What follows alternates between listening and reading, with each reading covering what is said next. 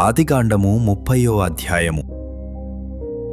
రాహేలు తాను యాకోబునకు పిల్లలు కనకపోవుట చూచి తన అక్కయందు అసూయపడి యాకోబుతో, నాకు గర్భఫలము నిమ్ము, లేని ఎడల నేను చచ్చెదను అనెను. యాకోబు కోపము రాహేలు మీద రగులుకొనగా అతడు, నేను నీకు గర్భఫలమును ఇయ్యకపోయినా దేవునికి ప్రతిగానున్నానా అనెను. అందుకామె, నా దాసి అయిన బిల్హా ఉన్నది గదా, ఆమెతో పొమ్ము, ఆమె నా కొరకు పిల్లలను కనును, అలాగున ఆమె వలన నాకును పిల్లలు కలుగుదురు అని చెప్పి తన దాసి అయిన బిల్హాను అతనికి భార్యగా ఇచ్చెను. యాకోబు ఆమెతో పోగా బిల్హా గర్భవతి అయి యాకోబునకు కుమారుని కనెను. అప్పుడు రాహేలు, దేవుడు నాకు తీర్పు తీర్చెను, ఆయన నా మొరను విని నాకు కుమారుని దయచేసెను అనుకొని అతనికి దాను అని పేరు పెట్టెను. రాహేలు దాసి అయిన బిల్హా తిరిగి గర్భవతి అయి యాకోబుకు రెండవ కుమారుని కనెను. అప్పుడు రాహేలు, దేవుని కృప విషయమై నా అక్కతో పోరాడి గెలిచితిని అనుకొని అతనికి నఫ్తాలి అను పేరు పెట్టెను. లేయా తనకు కానుపు ఉడుగుట చూచి తన దాసి అయిన జిల్పాను తీసుకొని యాకోబునకు ఆమెను భార్యగా ఇచ్చెను. లేయా దాసి అయిన జిల్పా యాకోబునకు కుమారుని కనగా లేయా, ఇది అదృష్టమే గదా అనుకొని అతనికి గాదు అను పేరు పెట్టెను. లేయా దాసి అయిన జిల్పా యాకోబునకు రెండవ కుమారుని కనగా లేయా, నేను భాగ్యవంతురాలను, స్త్రీలు నన్ను భాగ్యవతి అందురు గదా అని అతనికి ఆషేరు అను పేరు పెట్టెను. గోధుమల కోతకాలములో రూబేను వెళ్ళి పొలములో పుత్రదాత వృక్షపు పండ్లు చూచి తన తల్లి అయిన లేయాకు తెచ్చి ఇచ్చెను. అప్పుడు రాహేలు, నీ కుమారుని పుత్రదాత వృక్షపు పండ్లలో కొన్ని నాకు దయచేయము అని లేయాతో అనగా ఆమె, నా భర్తను తీసుకొంటివే, అది చాలదా? ఇప్పుడు నా కుమారుని పుత్రదాత వృక్షపు పండ్లను తీసుకొందువా అని చెప్పెను. అందుకు రాహేలు, కాబట్టి నీ కుమారుని పుత్రదాత వృక్షపు పండ్ల నిమిత్తము అతడు ఈ రాత్రి నీతో శయనించును అని చెప్పెను. సాయంకాలమందు యాకోబు పొలము నుండి వచ్చినప్పుడు లేయా అతనిని ఎదుర్కొనబోయి, నీవు నా యొద్దకు రావలెను, నా కుమారుని పుత్రదాత వృక్షపు పండ్లతో నిన్ను కుంటిని అని చెప్పెను. కాబట్టి అతడు ఆ రాత్రి ఆమెతో శయనించెను. దేవుడు లేయా మనవి వినెను గనుక ఆమె గర్భవతి అయి యాకోబునకు 5వ కుమారుని కనెను. లేయా, నేను నా పెనిమిటికి నా దాసినిచ్చినందున దేవుడు నాకు ప్రతిఫలము దయచేసెను అనుకొని అతనికి ఇశ్శాకారు అను పేరు పెట్టెను. లేయా మరల గర్భవతి అయి యాకోబునకు 6వ కుమారుని కనెను.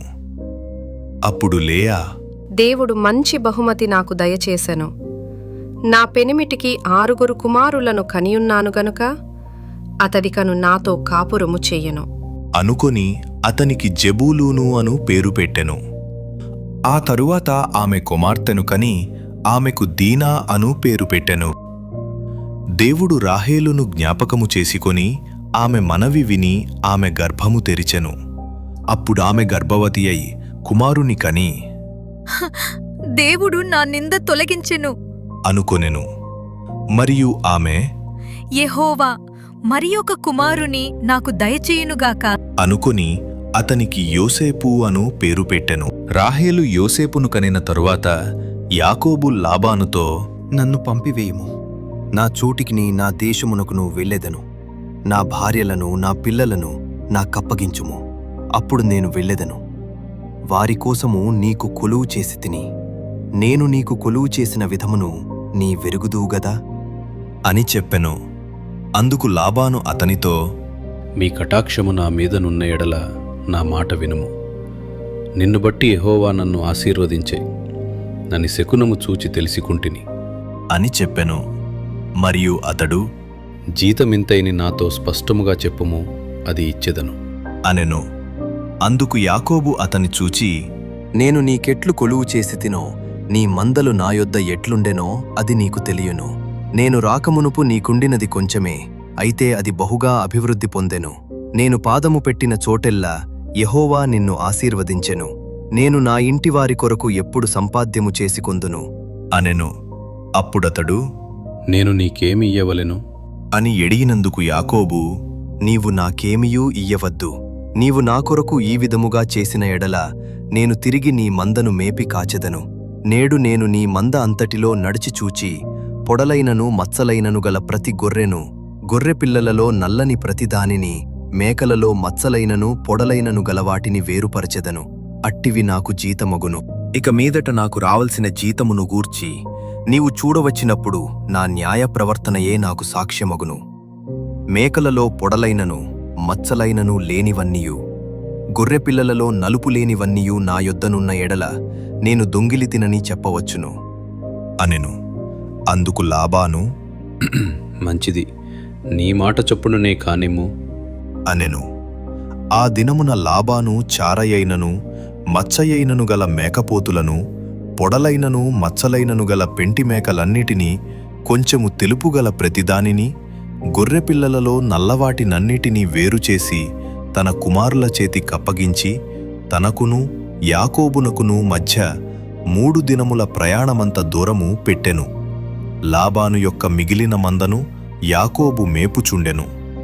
యాకోబు చినారు జంగి సాలు అను చెట్ల చువ్వలను తీసుకొని ఆ చువ్వలలో తెల్లచారలు కనబడునట్లు అక్కడక్కడ వాటి తొక్కలు ఒలిచి మందలు నీళ్లు త్రాగవచ్చినప్పుడు అవి చూలు కట్టుటకు అతడు తాను ఒలిచిన చువ్వలను మందలు త్రాగుటకు వచ్చు కాలువలలోనూ నీళ్లగాళ్లలోనూ వాటి ఎదుట పెట్టగా మందలు ఆ చువ్వల ఎదుట చూలు కట్టి చారలైనను పొడలైనను మచ్చలైనను గల పిల్లలను ఈనెను.